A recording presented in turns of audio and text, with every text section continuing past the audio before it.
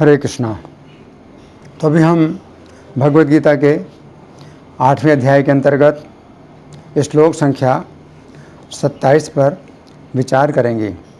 नैते श्रुति पार्थ जानन् योगी मुह्यति कश्चन तस्मात् सर्वेषु कालेषु योगी युक्तो भवार्जुन। तो यहाँ पर भगवान कह रहे हैं नैते श्रुति पार्थ जानन्, ये जो दो मार्ग भगवान ने बतलाए हैं, शुक्ल मार्ग और कृष्ण मार्ग। तो ये शुक्ल गति और कृष्ण गति दो प्रकार की गतियाँ। तो भगवान कह रहे हैं कि इन दो प्रकार की गतियों को जान करके योगी न मोह्यति कश्चन, योगी मोहित नहीं होता है, यानी भ्रमित नहीं होता है। वो जानता है कि उसे क्या करना है। तो भगवान कहते हैं अर्जुन से क्या करना है, तस्मात् सर्वेषु कालेषु योग युक्तो भव अर्जुन, कि समस्त कालों में योग युक्त बनो। हे अर्जुन तुम योग युक्त बनो। तो योग युक्त का मतलब श्री कृष्ण के स्मरण के योग से युक्त बनो। अब हम सुनेंगे प्रभुपाद तात्पर्य में क्या लिखते हैं। श्रील प्रभुपाद की जय। हे अर्जुन, तात्पर्य श्री कृष्ण अर्जुन को उपदेश दे रहे हैं कि उन्हें इस जगत से आत्मा के प्रयाण करने के विभिन्न मार्गों को सुनकर विचलित नहीं होना चाहिए। भगवत भक्त को इसकी चिंता नहीं होनी चाहिए कि वह स्वेच्छा से मरेगा या दैव वशात। भक्त को कृष्ण भावनामृत में दृढ़तापूर्वक स्थित रहकर हरे कृष्ण का जप करना चाहिए। उसे यह जान लेना चाहिए कि इन दोनों मार्गों में से किसी की भी चिंता करना कष्टदायक है। कृष्ण भावनामृत में तल्लीन होने की सर्वोत्तम विधि यही है कि भगवान की सेवा में सदैव रत रहा जाए। इससे भगवत धाम का मार्ग स्वतः सुगम, सुनिश्चित तथा सीधा होगा।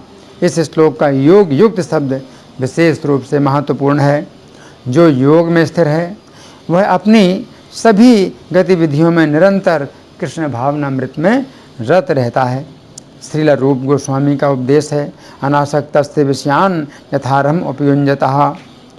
व्यक्ति को सांसारिक कार्यों से अनासक्त रहकर कृष्ण भावनामृत में सब कुछ करना चाहिए।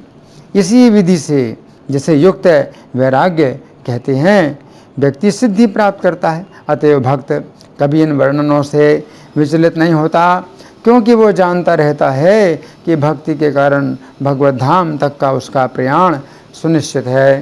तो यहाँ प्रभुपाद का तात्पर्य पूरा हुआ। अब हम सुनेंगे श्री भगवान ने कहा में इसकी कैसे व्याख्या हुई है। श्लोक संख्या 22 में श्री कृष्ण ने कहा था कि श्री कृष्ण की प्राप्ति तो केवल अनन्य भक्ति के ही द्वारा होती है।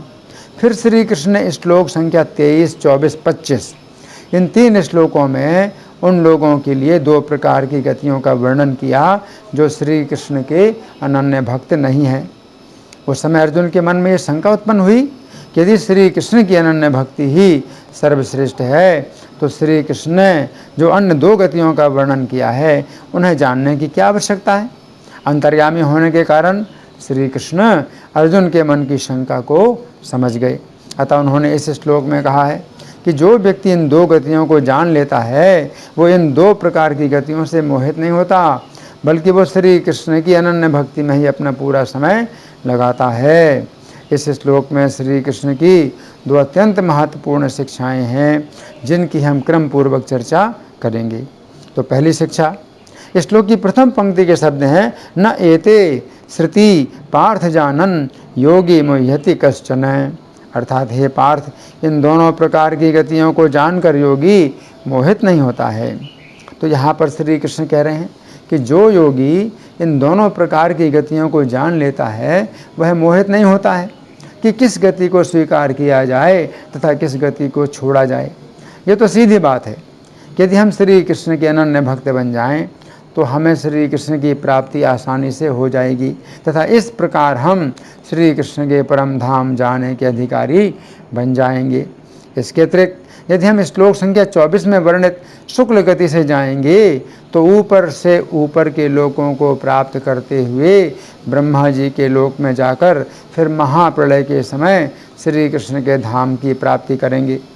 फिर यदि हम श्लोक संख्या 25 में वर्णित कृष्ण गति से जाएंगे तो ऊपर के किसी लोक में भोगों की प्राप्ति करेंगे तथा बाद में पुनः मनुष्य का शरीर प्राप्त करेंगे तथा इस प्रकार श्री कृष्ण को पुनः प्राप्त करने का प्रयास करेंगे।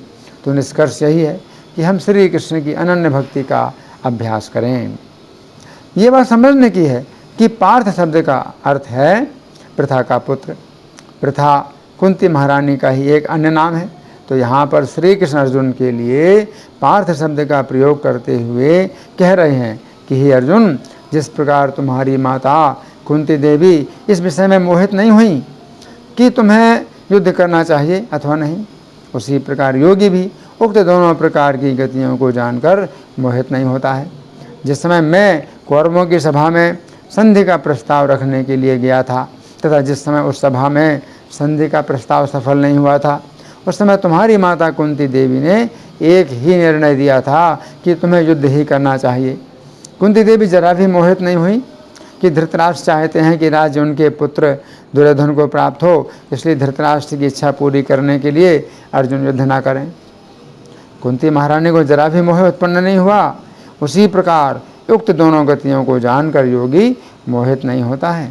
ये स्पष्ट निर्णय कर लेता है, वो स्पष्ट निर्णय कर लेता है कि उसे श्री कृष्ण का अनन्य भक्त बनना है। यहाँ पर श्री कृष्ण अर्जुन से कहना चाहते हैं कि हे अर्जुन, तुम्हारा नाम पार्थ है क्योंकि तुम प्रथा अर्थात कुंती देवी के पुत्र हो। जिस प्रकार कुंती देवी ने तुम्हें युद्ध के लिए स्पष्ट आदेश दिया, वे जरा भी मोहित नहीं हुई कि तुम्हें युद्ध करना चाहिए अथवा नहीं करना चाहिए। उसी प्रकार योगी भी जिस समय शुक्ल गति तथा कृष्ण गति इन दोनों गतियों के रहस्य को जान लेता है, उस समय वो मोहित नहीं होता है कि उसे किस गति को अपनाना चाहिए। वो निर्णय करता है कि उसे सर्वश्रेष्ठ गति को अपनाना चाहिए, कि उसे श्री कृष्ण का अनन्य भक्त बनना है। तो यहाँ पर श्री कृष्ण कह रहे हैं कि उन्होंने शुक्ल गति तथा कृष्ण गति इन दोनों गतियों का वर्णन इसीलिए किया है ताकि कोई भी योगी मोहित ना हो कि उसे किस गति को अपनाना है। यदि श्री कृष्ण उक्त दो गतियों का वर्णन ना करते तो योगी सोचता कि अनन्य भक्ति के अतिरिक्त अन्य गतियाँ भी हैं, इसलिए मैं उन गतियों का प्रयोग क्यों ना करूं। कोई भी योगी श्री कृष्ण के समान जानकार नहीं है, इसलिए श्री कृष्ण ने यहाँ पर शुक्ल गति तथा कृष्ण गति इन दोनों गतियों का वर्णन कर दिया है। ये विज्ञान योगी के लिए भी अत्यंत उपयोगी है। अब दूसरी शिक्षा, श्लोक की दूसरी पंक्ति के शब्द हैं तस्मात् सर्वेषु कालेषु योग युक्तः भव अर्जुन, अर्थात हे अर्जुन, इसलिए तुम सभी कालों में योग युक्त बनो। इस संबंध में योग पथ नामक पुस्तक में श्रील प्रभुपाद लिखते हैं। यहाँ पर भगवान पुष्टि करते हैं कि जो भक्ति योग का अभ्यास करते हैं उनके लिए कोई समय नहीं होता, उनका गंतव्य सुनिश्चित है। हम पहले ही कह चुके हैं कि यदि मृत्यु के समय कोई व्यक्ति श्री कृष्ण का चिंतन करता है तो वह तुरंत श्री कृष्ण के धाम भेज दिया जाता है। इसीलिए श्री कृष्ण अर्जुन से सदा कृष्ण भावनामृत में स्थित रहने के लिए कहते हैं। ये हरे कृष्ण कीर्तन करने से संभव है, क्योंकि श्री कृष्ण तथा उनका धाम अभिन्न है। परम होने से श्री कृष्ण तथा उनकी शब्द ध्वनि एक हैं। केवल कृष्ण नाम का उच्चारण करके हम श्री कृष्ण की संगति का आनंद पा सकते हैं। यदि हम सड़क पर चलते हुए हरे कृष्ण कीर्तन करते हैं तो श्री कृष्ण भी हमारे साथ चलते हैं। सड़क पर चलते हुए यदि हम आकाश की ओर देखें तो पाएंगे कि सूर्य या चंद्रमा भी हमारे साथ साथ हैं। यदि चंद्रमा जैसी भौतिक वस्तु में हमारे साथ चलने की शक्ति है तो हम निश्चित रूप से समझ लें कि सर्वशक्तिमान भगवान हमारे साथ सदैव रह सकते हैं। सर्वशक्तिमान होने से वे सदा हमारे साथ रह सकते हैं, बशर्ते कि हम उनके साथ रहने के लिए योग्य हों। शुद्ध भक्त सदा ही श्री कृष्ण के विचार में लीन रहते हैं और वे सदैव स्मरण करते हैं कि श्री कृष्ण उनके साथ हैं। हम प्रचुर धन खर्च करके कृष्ण मंदिर निर्मित करने या स्थापित करने का प्रयास करते हैं, किंतु ऐसा करते समय हमें विधि विधानों का पालन करना होगा और मंदिर का प्रबंध भी देखना होगा। किंतु यहाँ पुष्टि की गई है कि केवल कीर्तन करने से कोई भी व्यक्ति श्री कृष्ण की संगति प्राप्त कर सकता है। जिस प्रकार अर्जुन अपने रथ में श्री कृष्ण को पाकर लाभान्वित हो रहे हैं, उसी तरह हम श्री कृष्ण के पवित्र नामों का कीर्तन करके उनकी संगति का लाभ उठा सकते हैं। ये महामंत्र मेरी मनोकल्पना नहीं है, अपितु श्री चैतन्य महाप्रभु के द्वारा प्रमाणीकृत है, जो न केवल अधिकारी माने जाते हैं अपितु साक्षात श्री कृष्ण के अवतार हैं। श्री चैतन्य महाप्रभु ने ही कहा था, हे प्रभु, आप इस जगत के लोगों पर इतने दयालु हैं कि आप अपने पवित्र नाम में अपना विस्तार करते हैं, जिससे वे लोग आपका सानिध्य पा सकें। यद्यपि महामंत्र संस्कृत भाषा में है और बहुत से लोग इसका अर्थ नहीं समझते, किंतु तो भी ये इतना आकर्षक है कि जब इसका सार्वजनिक उच्चारण किया जाता है तो लोग इसमें सम्मिलित होते हैं। इस महामंत्र का उच्चारण करते समय हम इस भयावह स्थिति में भी पूरी तरह सुरक्षित रहते हैं। हमें सदैव ये विदित होना चाहिए कि इस भौतिक जगत में हम सदैव भयावह स्थिति में हैं। श्रीमद् भागवत में इसकी पुष्टि हुई है, पदम पदम यद्विपदाम न तेषाम। इस जगत में हर पग पर खतरा है, किंतु भगवान के भक्त इस कष्टप्रद खतरनाक स्थान में रहने के लिए नहीं बने हुए हैं। इसलिए इस मनुष्य रूप में रहते हुए हमें कृष्ण भावनामृत में आगे बढ़ने की सावधानी बरतनी चाहिए, तभी हमारा सुख सुनिश्चित है। इति। तो यहाँ पर श्री कृष्ण अर्जुन के लिए अर्जुन के ही नाम का प्रयोग करते हुए कहना चाहते हैं कि हे अर्जुन, तुम्हारा नाम अर्जुन है, तथा अर्जुन शब्द का अर्थ है ऐसा व्यक्ति जो अत्यंत सरल हो। चूँकि तुम अत्यंत सरल हो, अतः मैं तुम्हें सरल विधि का उपदेश कर रहा हूँ। सबसे सरल विधि यही है कि मेरा अनन्य भक्त बना जाए। ये विधि सरल व्यक्ति के लिए सरल है तथा कुटिल व्यक्ति के लिए जटिल है। अनन्य भक्ति का अर्थ है कि सभी कालों में मेरा स्मरण किया जाए। इस श्लोक के बंगाली पद्यानुवाद में श्रील प्रभुपाद लिखते हैं, किंतु पार्थ भक्त मोर दुई मार्ग जानी, मोह प्राप्त नाही है भक्ति योग मानी। अतएव हे अर्जुन मोरे नित्य स्मर, भक्ति योग युक्त हऊ कभू ना पासर। यहाँ पर श्री कृष्ण अर्जुन से कह रहे हैं, अतएव हे अर्जुन मोरे नित्य स्मर, अर्थात हे अर्जुन तुम मेरा सदा स्मरण करो। तुम्हें अपने प्राण को शीर्ष के ऊपर लाने की आवश्यकता नहीं है। चूँकि तुम सरल हो, इसलिए मैं तुम्हें अत्यंत सरल विधि का उपदेश कर रहा हूँ। यदि तुम सदा मेरा स्मरण करने का अभ्यास करोगे तो अंतकाल में तुम्हें कुछ भी प्रयास नहीं करना होगा। अंतकाल में तुम्हें बिना किसी प्रयास के मेरा स्मरण होगा, अतः तुम मेरे भक्त बनो। तो यहाँ पर श्री कृष्ण कह रहे हैं, नैते स्थिति पार्थ जानन योगी मुह्यति कश्चन, कि योगी, तो यहाँ पर योगी का मतलब क्या है? भक्ति योगी। ये भगवत गीता जो योग शास्त्र कहा जाता है, तो योग का अर्थ है भक्ति योग। ये भगवत गीता जो है भक्ति योग का शास्त्र है। श्रीमद् भागवत भी भक्ति योग का शास्त्र है। तो भगवत गीता में जो भक्ति योग के सिद्धांत भगवान ने बतलाए हैं, श्रीमद् भागवत उन्हीं सिद्धांतों का प्रैक्टिकल है, व्यवहारिक रूप है ना। तो भगवत गीता वास्तव में क्या है? भक्ति योग है। तो यहाँ पर जब भगवान कहते हैं योगी, तो योगी, अगर भगवान योगी शब्द का प्रयोग करते हैं तो इसका मतलब भक्ति योगी। तो कृष्ण गति और शुक्ल गति किसी की आवश्यकता नहीं है। जो भक्ति योगी है वो कभी भी भ्रमित नहीं होगा कि शुक्ल गति को अपनाएं या कृष्ण गति को अपनाएं। कोई ज़रूरत नहीं है विचार करने की, मोहित होने की, भ्रमित होने की। तस्मात् सर्वेषु कालेषु योग युक्तो भव अर्जुन, इसलिए समस्त कालों में योग युक्त बनो। तो भगवान बहुत सरल बात बताते हैं, योग यानी श्री कृष्ण से जुड़ो।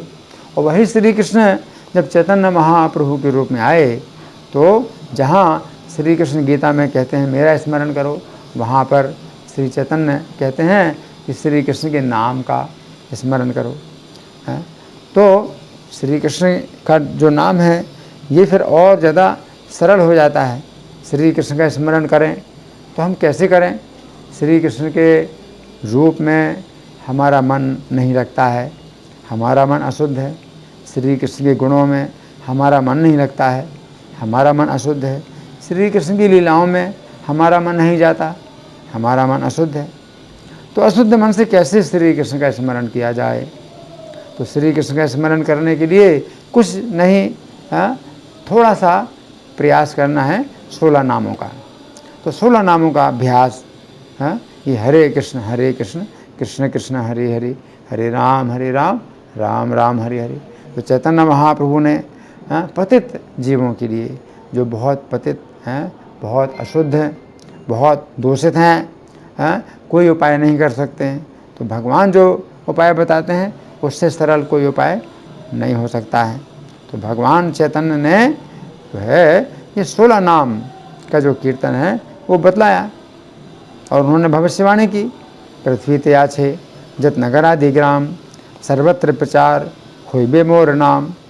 कि ये जो मेरा नाम है, श्री चैतन्य का ही नाम है, तो 16 नामों में जो श्री चैतन्य का नाम है, तो ये क्या होगा, पूरी पृथ्वी में जितने भी नगर और ग्राम हैं सर्वत्र 16 नामों का प्रचार होगा।